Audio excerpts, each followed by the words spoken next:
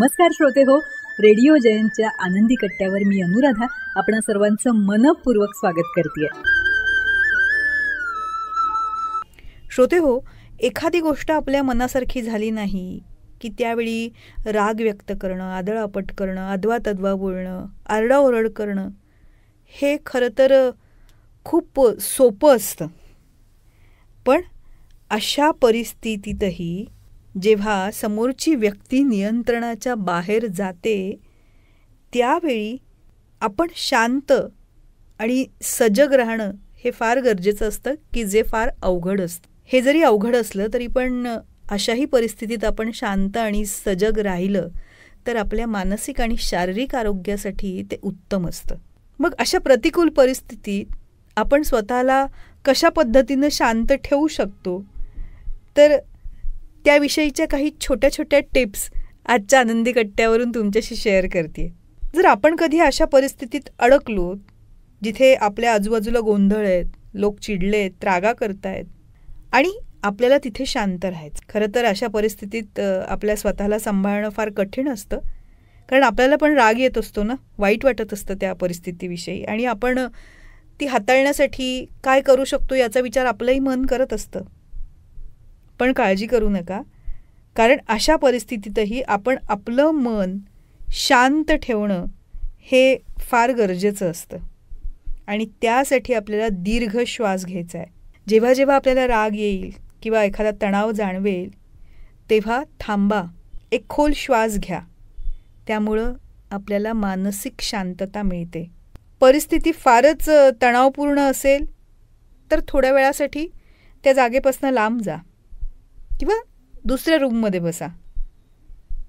जेव्हा लोक भांडत असतील तेव्हा आपण वादविवादात भाग न घेणं हे उत्तम असतं आणि स्वतःला विचारायला हवं की मी यावर नियंत्रण ठेवू शकतो का किंवा शकते का.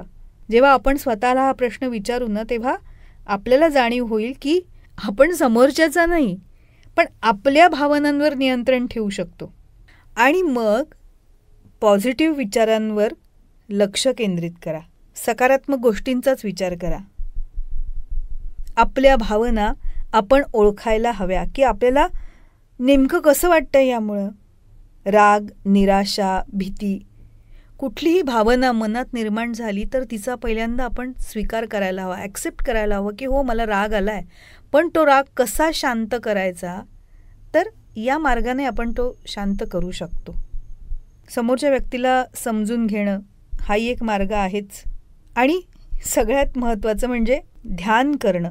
त्यामुळं आपलं मन शांत व्हायला फार मदत होते, मन एकाग्र राहायला मदत होते. आणि सगळ्यात महत्त्वाची गोष्ट म्हणजे माफ करा आणि पुढे जा.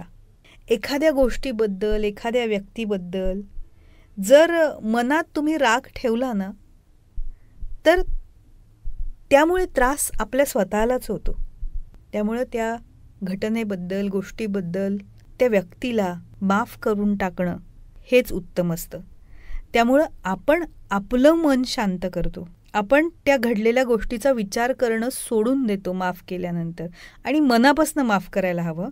म्हणजे कोणीतरी सांगितलं आहे माफ करून दे किंवा ठीक आहे आता ती व्यक्ती म्हणाली की पुढे असं माझ्याकडनं होणार नाही, तेव्हा नाईलाजानं का होईना ठीक आहे केलं आहे माफ असं म्हणणं, असं नाही. मनापासून ती घटना, त्या व्यक्तीनं केलेलं जे काही तुम्हाला न आवडणारं काम आहे त्याविषयी खरोखरच मनापासून त्याला माफ केलं ना तर त्या घटनेचा विचार आपल्या मनात येणार नाही आणि मग त्यानं आपल्याला त्रास होणार नाही. आणि आपण माफ करून त्यावर उपकार केले ही भावना मनात येऊन आपला अहमसुद्धा बळवणार नाही. म्हणून कुठल्याही परिस्थितीत जर मनाला शांत ठेवायचं असेल तर या टिप्स नक्की वापरून बघा.